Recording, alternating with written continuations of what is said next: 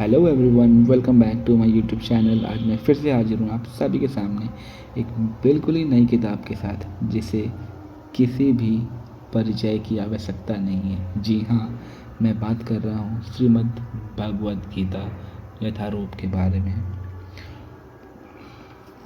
इस किताब को हम जो गीता का सार अध्याय है वहाँ से स्टार्ट करेंगे।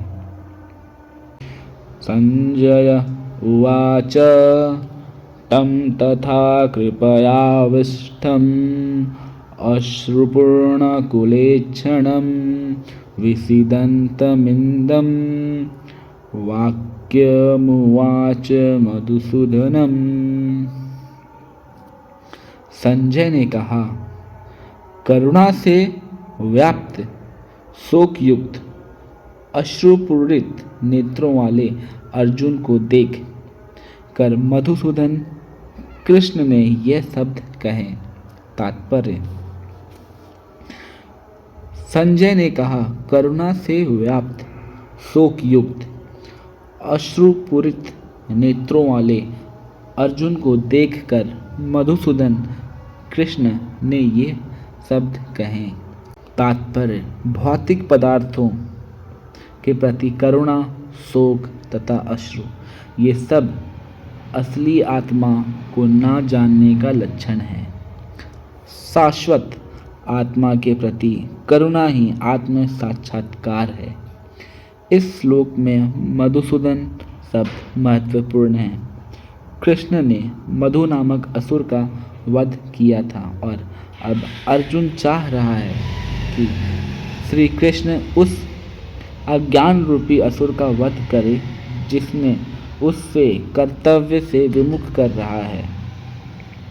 यह कोई नहीं जानता कि करुणा का प्रयोग कहाँ होना चाहिए। डूबते हुए मनुष्य के वस्त्रों के लिए करुणा मूर्खता है। अज्ञान सागर में गिरे हुए मनुष्य को केवल उसके बाहरी पहनावे अर्थात स्थूल शरीर की रक्षा करके नहीं बचाया जा सकता। जो इसे नहीं जानता है और बाहरी पहनावे के लिए शोक करता है, वह शूद्र कहलाता है, अर्थात वह वृथा ही शोक करता है। अर्जुन तो क्षत्रिय था, अतः उससे ऐसे आचरण की आशा ना की थी, किंतु भगवान कृष्ण अज्ञानी पुरुष के शोकों को विनष्ट कर सकते हैं और इसी उद्देश्य से उन्होंने भगवद गीता का उपदेश दिया। यह अध्याय हमें भौतिक, शारीरिक तथा आत्मा के वैश्लेषिक अध्ययन द्वारा आत्म साक्षात्कार का उपदेश देता है, जिसकी व्याख्या परम अधिकारी भगवान कृष्ण द्वारा की गई है। यह साक्षात्कार तभी संभव है जब मनुष्य निष्काम भाव से कर्म करे और आत्मबोध को प्राप्त हो। श्री भगवानुवाच कुतस्त्वा कस्मलमिन्दं विस्मये समुपरिस्थितम् अनार्यजुष्टं स्वर्गयाम कीर्तिकरमर्जुन। श्री भगवान ने कहा, हे अर्जुन, तुम्हारे मन में यह कलमश आया कैसे? यह उस मनुष्य के लिए तनिक भी अनुकूल नहीं है जो जीवन के मूल्य को जानता हो। इससे उच्च लोक की नहीं अपितु अपयश की प्राप्ति होती है। तात्पर्य: श्री कृष्ण तथा भगवान अभिन्न है, इसीलिए श्री कृष्ण को संपूर्ण गीता में भगवान ही कहा गया है। भगवान परम सत्य की पराकाष्ठा है। परम सत्य का बोध ज्ञान की 3 अवस्थाओं में होता है: ब्रह्मा या निर्विशेष स्वरव्यापी चेतना परमात्मा या भगवान की अंतर्यामी रूप जो समस्त जीवों के हृदय में है तथा भगवान या श्री भगवान कृष्ण श्रीमद् भागवत में परम सत्य की यह धारणा इस प्रकार बताई गई है। वदन्ति तत्तत्त्व वेदस्तत्त्वं यज्ञानमुद्वयं ब्रूहि परमात्मेति भगवानिति शब्दते। परम सत्य का ज्ञान, परम सत्य का अनुभव ज्ञान की 3 अवस्थाओं में करता है और ये सब अवस्थाएं एक रूप हैं। यह ब्रह्मा परमात्मा तथा भगवान के रूप के व्यक्त की जाती हैं। इन 3 दिव्य पक्षों को सूर्य के दृष्टांत द्वारा समझाया जा सकता है क्योंकि उसके भी 3 भिन्न भिन्न पक्ष होते हैं यथा धूप प्रकाश, सूर्य की सतह तथा सूर्यलोक स्वयं। जो सूर्य के प्रकाश का अध्ययन करता है वह नौसिखिया है। जो सूर्य की सतह को समझता है वह कुछ आगे बढ़ा हुआ होता है और जो सूर्य लोक में प्रवेश कर सकता है वह उच्चतम ज्ञानी है। जो नौसिखिया सूर्य प्रकाश, उसकी विश्व व्याप्ति तथा उसकी निर्विशेष प्रकृति का अखंड तेज के ज्ञान से ही तुष्ट हो जाता है, वह उस व्यक्ति के समान है जो परम सत्य के ब्रह्मा रूप के ही समझ सकता है। जो व्यक्ति कुछ अधिक जानकार है वह सूर्य गोले के विषय में जान सकता है जिसकी तुलना परम सत्य के परमात्मा स्वरूप से की जाती है। जो व्यक्ति सूर्यलोक के अंतर में प्रवेश कर सकता है उसकी तुलना उससे की जाती है जो परम सत्य के साक्षात रूप की अनुभूति प्राप्त करता है। अतः जिन भक्तों ने परम सत्य के भगवान स्वरूप का साक्षात्कार किया है वे सर्वोच्च अध्यात्मवादी हैं। यद्यपि परम सत्य के अध्ययन में रत सारे विद्यार्थी एक ही विषय के अध्ययन में लगे हुए हैं। सूर्य का प्रकाश, सूर्य का गोला तथा सूर्यलोक के भीतरी बातें, इन तीनों को एक दूसरे से विलग नहीं किया जा सकता। फिर भी तीनों अवस्थाओं के अध्येता एक ही श्रेणी के नहीं होते। संस्कृत शब्द भगवान की व्याख्या व्यासदेव के पिता पराशर मुनि ने की है।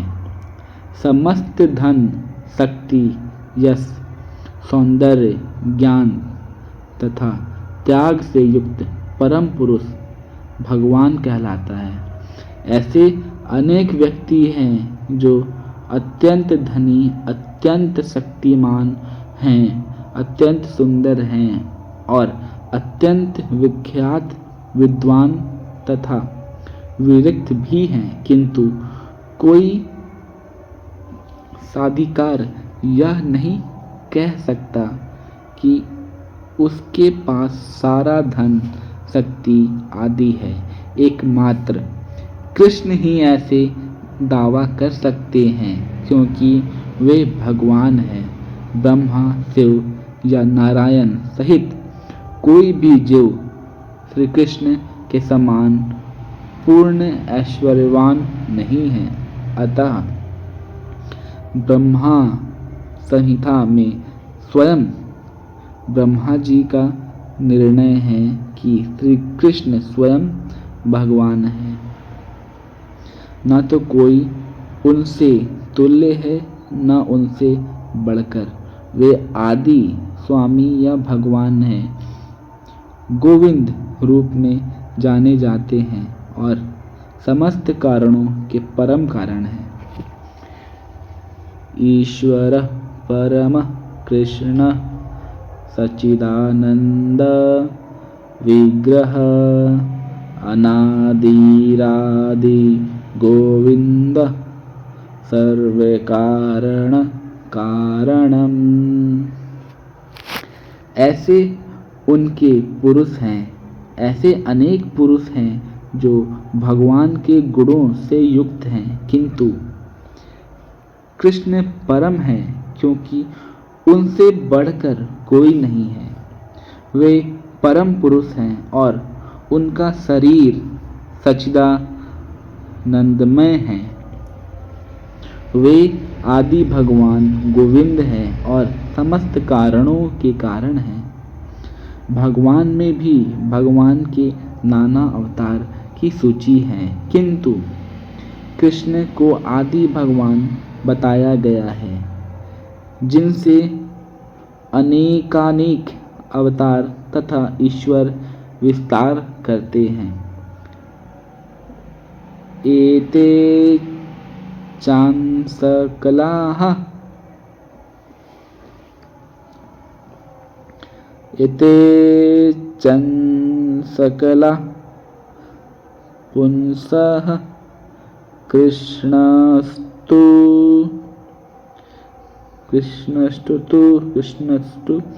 एते चांसकलः पुंसः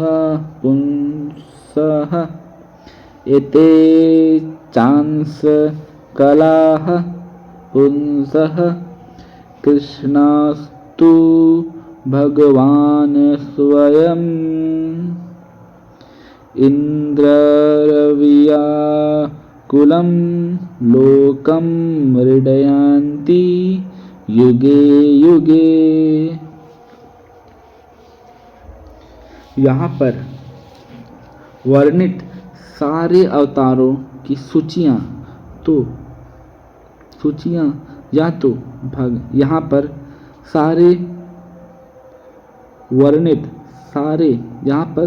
वर्णित सारे अवतारों की सूचियाँ या तो भगवान की अंश कलाओं अथवा पूर्ण कलाओं की है, किंतु कृष्ण तो स्वयं भगवान है।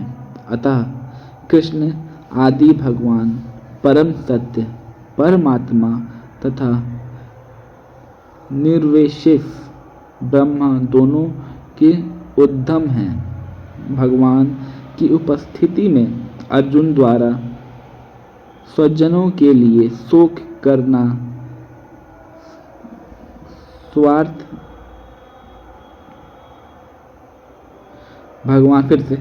भगवान की उपस्थिति में अर्जुन द्वारा स्वजनों के लिए शोक करना सर्वथा अशोभनीय है। अतः कृष्ण ने कुतः शब्द से अपना आश्चर्य व्यक्त किया है। आर्य जैसी सभ्य जाति के किसी व्यक्ति से ऐसी मलिनता की उम्मीद नहीं की जा सकती। आर्य शब्द उन व्यक्तियों पर लागू होता है जो जीवन के मूल्य को जानते हैं और जिनकी सभ्यता आत्म साक्षात्कार पर निर्भर करती है। देहात्म बुद्धि से प्रेरित मनुष्यों को यह ज्ञान नहीं रहता कि जीवन का उद्देश्य परम सत्य विष्णु या भगवान का साक्षात्कार है। वे तो भौतिक जगत के ब्रह्मा स्वरूप से मोहित हो जाते हैं। अतः वे यह नहीं समझ पाते कि मुक्ति क्या है। जिन पुरुषों को भौतिक बंधन से मुक्ति का कोई ज्ञान नहीं होता, वे अनार्य कहलाते हैं। यद्यपि अर्जुन क्षत्रिय था, किंतु युद्ध से विचलित होकर वह अपने कर्तव्य से च्युत हो रहा था। उसकी यह कायरता अनार्यों के लिए ही शोभा देने वाली हो सकती है। कर्तव्य पथ से इस प्रकार का विचलन ना तो आध्यात्मिक जीवन में प्रगति करने में सहायक बनता है, ना ही इससे इस संसार में ख्याति प्राप्त की जा सकती है। भगवान कृष्ण ने अर्जुन द्वारा अपने स्वजनों पर इस प्रकार की करुणा का अनुमोदन नहीं किया। आज के लिए इतना ही। हम फिर मिलेंगे इसी किताब के साथ। तब तक के लिए धन्यवाद। जय श्री कृष्ण।